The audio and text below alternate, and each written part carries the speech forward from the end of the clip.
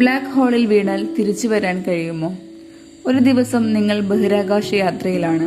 പെട്ടെന്ന് നിങ്ങളുടെ മുന്നിൽ ഒരു കറുത്ത വൃത്തം പ്രത്യക്ഷപ്പെടുന്നു. അതൊരു ഗ്രഹമല്ല, ഒരു നക്ഷത്രവുമല്ല, ഒരു ബ്ലാക്ക് ഹോളാണ്. നിങ്ങൾ അതിലേക്ക് വലിച്ചിഴക്കപ്പെടാൻ തുടങ്ങുന്നു. ഇനി എന്ത് സംഭവിക്കും? നിങ്ങൾ ജീവനോടെ രക്ഷപ്പെടുമോ, അതോ സമയം പോലും നിൽക്കുമോ? ഇന്ന് നമുക്ക് പ്രപഞ്ചത്തിലെ ഏറ്റവും ഭയപ്പെടുത്തുന്ന സ്ഥലത്തേക്ക് യാത്ര ചെയ്യാം. ആദ്യം ഒരു കാര്യം മനസ്സിലാക്കാം. ബ്ലാക്ക് ഹോൾ ഒരു വലിയ കുഴിയല്ല, അത് ബഹിരാകാശത്തിലെ ഒരു പ്രദേശമാണ്. അവിടെ ഗുരുത്വാകർഷണം അത്ര ശക്തമാണ്, പ്രകാശം പോലും പുറത്തേക്ക് രക്ഷപ്പെടാൻ കഴിയില്ല.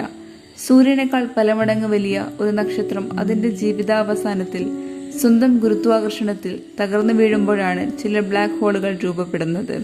അതിന്റെ ഭാരം വളരെ ചെറിയ സ്ഥലത്ത് ഒതുങ്ങുന്നതിനാൽ ഗുരുത്വാകർഷണം അതിശക്തമാകുന്നു. അതുകൊണ്ടാണ് അതിനെ ബ്ലാക്ക് ഹോൾ എന്ന് വിളിക്കുന്നത്. നമ്മൾ വസ്തുക്കളെ കാണുന്നത് അവയിൽ നിന്ന് പ്രകാശം നമ്മുടെ കണ്ണിലെത്തുന്നതിനാലാണ്. പക്ഷേ ബ്ലാക്ക് ഹോളിൽ നിന്ന് പ്രകാശം പോലും പുറത്തു വരാൻ കഴിയില്ല. അതിനാൽ അത് കറുത്തതായി തോന്നുന്നു. എന്നാൽ ബ്ലാക്ക് ഹോളിനെ ചുറ്റിപ്പറ്റി ചൂടുപിടിച്ച വാതകങ്ങളും പൊടിപടലങ്ങളും അതിവേഗത്തിൽ കറങ്ങുന്നു. ഇവയെ അക്രഷൻ ഡിസ്ക് എന്നാണ് വിളിക്കുന്നത്. ഈ ഭാഗം കോടിക്കണക്കിന് ഡിഗ്രി ചൂടാകുന്നതിനാൽ ശക്തമായി പ്രകാശിക്കും. ബ്ലാക്ക് ഹോളിന് ഒരു അദൃശ്യ അതിർത്തിയുണ്ട്. അതിനെ ഇവന്റ് ഹൊറിസോൺ എന്ന് വിളിക്കുന്നു. ഇത് തിരിച്ചു വരാൻ കഴിയാത്ത അതിർത്തി എന്നാണ് പറയുന്നത്. ഒരു വസ്തു ഇവന്റ് ഹൊറിസോൺ കടന്നാൽ പ്രകാശത്തിന് പോലും രക്ഷപ്പെടാൻ കഴിയാത്തതിനാൽ അത് പുറത്തേക്ക് വരില്ല. ഐൻസ്റ്റീന്റെ ജനറൽ റിലേറ്റിവിറ്റി അനുസരിച്ച് ഗുരുത്വാകർഷണം കൂടുന്തോറും സമയം മന്ദഗതിയിലാകും. നിങ്ങൾ ബ്ലാക്ക് ഹോളിനടുത്ത് എത്തിയാൽ നിങ്ങളുടെ ഘടികാരം സാധാരണ പോലെ പ്രവർത്തിക്കും. പക്ഷേ ദൂരെയുള്ള ഒരാൾക്ക് നിങ്ങൾ വളരെ പതുക്കെ നീങ്ങുന്നത് പോലെ തോന്നും. ഇത് ഗ്രാവിറ്റേഷണൽ ടൈം ഡയലേഷൻ എന്നറിയപ്പെടുന്നു. ഇത് വെറും സിദ്ധാന്തമല്ല, ഭൂമിക്ക് ചുറ്റുമുള്ള GPS ഉപഗ്രഹങ്ങളുടെ സമയക്രമീകരണത്തിലും ഇതിന്റെ ഫലങ്ങൾ കണക്കിലെടുക്കേണ്ടി വരുന്നു.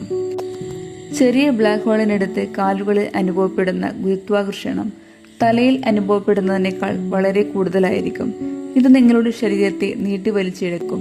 ഈ പ്രതിഭാസത്തെയാണ് സ്പഗറ്റിഫിക്കേഷൻ എന്ന് വിളിക്കുന്നത്.